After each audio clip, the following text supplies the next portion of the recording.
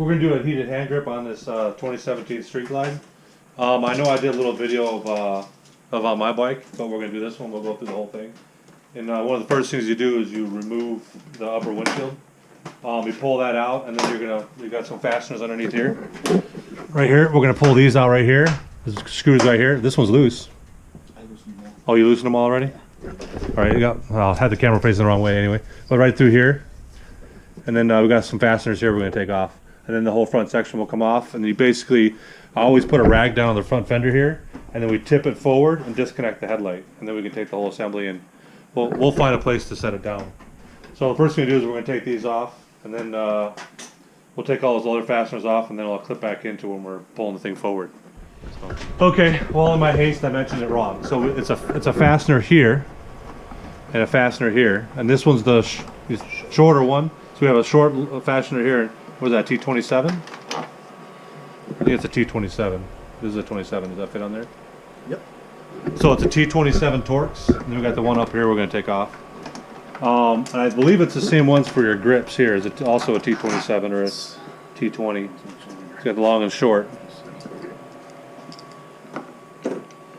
So this one, I don't think it's, maybe this is a T20? Yep. So your grips up here is a T20. So we've got to use a 27 and a 20. Okay, we're going to tip it forward, and we put our towel on our fender, and then we're going to pull it forward and tip down, set it down right here, and then you're going to disconnect the headlight. It should be a pinch and pull. Right there on the sides right here. Right there? Yep. Pinch and pull, and there's pinch and pull right here. Like that. And then you said you're going to do some LED replacement bulbs? Yep. Some LED replacements. You can either do that now or you can do it after. It's up to you. Do it after if you want. Okay. We'll find a place to put that so it doesn't get scratched. Okay, so we got the front off, and now we're going to pull up this the upper radio mount. So we can get into the radio. We're going to pull the radio out, and then you can get to the wires. But you can already see your one set of wires is here, and the other one is here. I mean, that's how close they are. We just need to get in through here to get to the crossover point for the bar. So we're going to pull all this off. So we're going to get to that. We got some Torx to do here, underneath here, and then we're going to pull these ones off here. And these are all just clipped on, so there's little clips, little Christmas tree clips here. And then the antenna. I don't remember how that comes off. I think it just slips on. I don't remember. I think it's like this. The little fastener slides or something like that. I forgot. Or did I leave it on? I might have left it on there. I don't remember. But we'll dig into that. Okay, when you're pulling all the connectors off right here, there's a little indent on this one here. You just push it in and it releases it, and you can pull this one right out. Just kind of shift it forward and pull it off.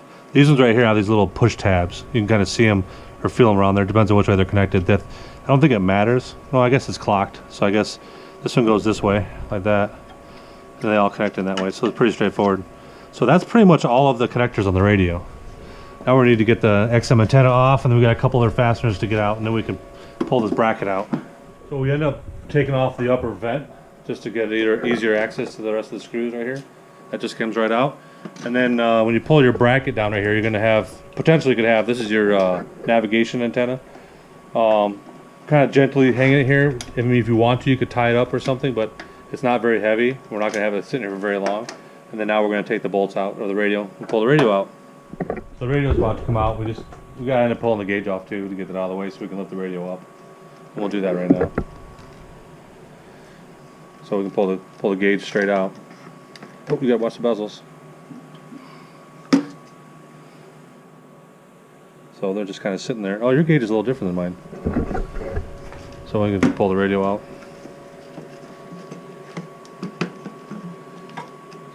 And there's the crossover bar. So I'll set this over here. That's it. I just set those down. I just take these and yeah, it's like foam or something in there. And there's your hole right there. Okay. So with the gauges, can we put these up temporarily? Mm-hmm. Like that. Hey, pop the screw in there temporarily. Sure. And then here's the crossover right there, which we're going to feed the wire through once we get the grips off. I'm going to put a screw in there just to hold the gauges back in so we can keep it out of the way.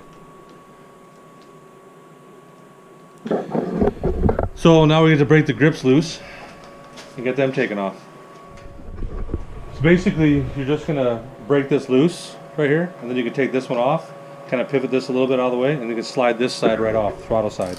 And there's a little plug right here that plugs the factory wiring.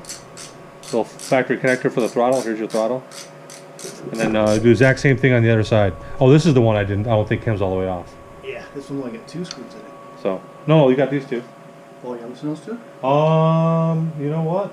Maybe not. Maybe not. Maybe not. Yeah, try it. Should it just pop loose? No. It's glued on. Oh, okay. But how loose do you have it? Yeah. Should be Grab it loosened off, yeah. and You just twist give your best to see if you can twist it. Like just go back and forth. Huh? No? No. Oh. See, yeah, mine, once I did that and I cracked it loose, it just spun off. It's either that, there's only one other way, and that's to cut it off. No? Oh. How loose do you have it? I got a little loose. No, this isn't moving. No? No, it's not moving. You gotta break this loose. There's pins in there holding it in place. So that has to be loose. See right here? This back has to be loose. Okay. No, that's looser. Yes, it's moving now, right? It's moving a little bit, yeah. See, now you gotta be able to get this to pivot out of the way. It's encapsulated. The whole thing is completely trapped. Okay. So we gotta get this loose enough to get it to pull out. You can see the ring in there where it's grabbing it. So I took those all the way off. Be careful so it doesn't fall. Yeah, the bottom one's still on. Should be okay. No, it's off. Is it off now? Yeah. Okay. This is cool. See, mine didn't come off. Oh, there's glue. There's like a little pad in there. Set that up there. Loosen it a little bit more.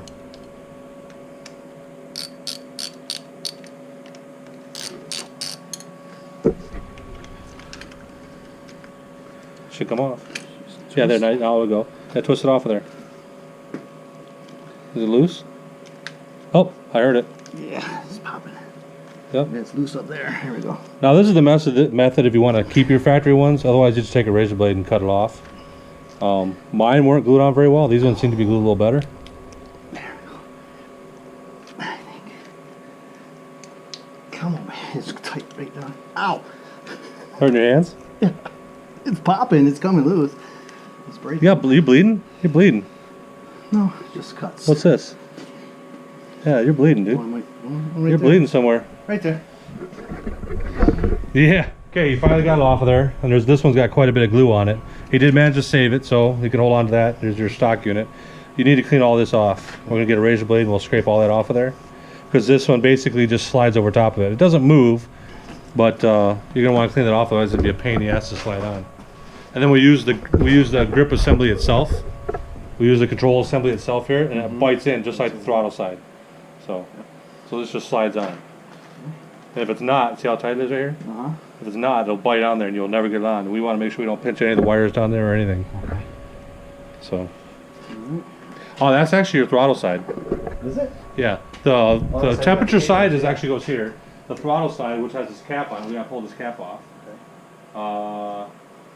Yeah, can you see it down there? We gotta gently pull that chrome cap off. There's a chrome cap down on that. You can see the connector right there. We gotta pull this cap off. We'll get it lined up where we want it, and then put it on there. So there's dots on here. I don't know if that's clock orientation or however you want it. So we will see. All right. Okay. As you just watched, we went through the whole process.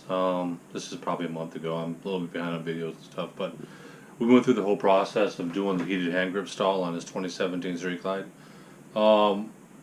Number one thing, we never, or I myself, I probably should have, we never went through the instructions and validated he had the correct version for the, I believe it's the 17 and newer. They've changed. There's some, I guess there's some packaging. I think they say 2012 or something on there, and then it says 2012 and newer, and there's some old packaging because of the new version when it came out. They didn't do any changing and stuff, so you got to be really, really careful which version you buy.